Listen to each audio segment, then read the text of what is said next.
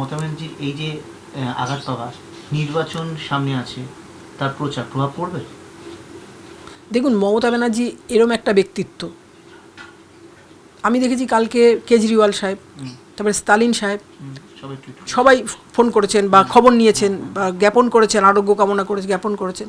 সর্বোপরি নরেন্দ্র মোদী, ভারতবর্ষের যিনি প্রধানমন্ত্রী, যার সঙ্গে দিদিকে তুলনা করা হয় যে মমতা ব্যানার্জি এই পরবর্তী মুখ্যমন্ত্রী, তো সেটা সময়ই বলবে। কিন্তু তিনিও টুইট করেছেন বা তিনি আরোগ্য কামনা করেছেন।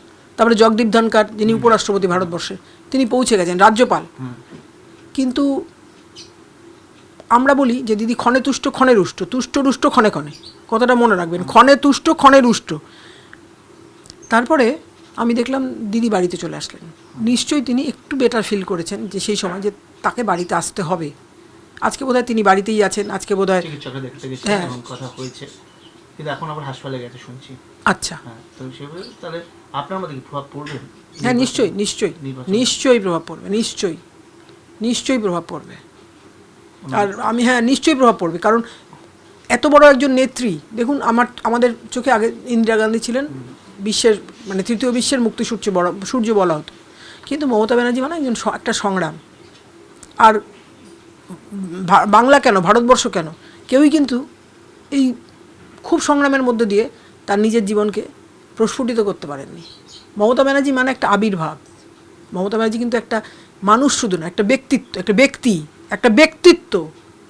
আমি হয়তো আবেগপ্রবণ হয়ে এইসব কথা বলছি, কিন্তু আজকে আমি বিজেপি করি, কেউ উল্টো মনে করতে পারেন, কিন্তু তা নয়। মমতা ব্যানার্জি মানে কিন্তু যুব সম্প্রদায়ের একটা উন্মাদনা।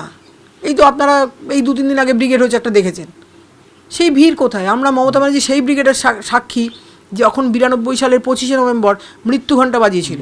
কে জ্যোতিবাবুর মৃত্যু ঘণ্টা বাজাতে পারে গো? মমতা ব্যানার্জি পারতেন। আমরা বলতাম যে মমতা ব্যানার্জি আসছে, জ্যোতিবাবু কাঁপছে।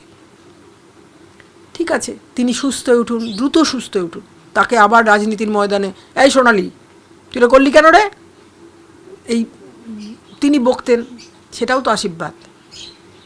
তিনি দ্রুত সুস্থ হয়ে উঠুন, এর থেকে আমি আর কিছু।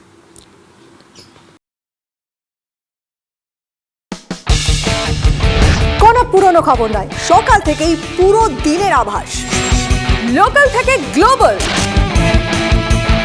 ঘটনাস্থল থেকেই রিপোর্টারের মুখে শুনে নিন আসল ঘটনা। দিন শুরু করুন TV9 বাংলার সঙ্গে। সকালে প্রথম ব্রেকিং at 7, সকাল 7টায়, সকাল 8টায় দেখুন art reporter, art exclusive. News express at 9 দেখুন সকাল 9টায়। 10 খবর 10 রিপোর্টার অন দ্য স্পট সকাল 10টায়। লোকাল টু গ্লোবাল at 11 দেখুন সকাল 11টায়। দেখুন morning super prime time TV9 বাংলায়।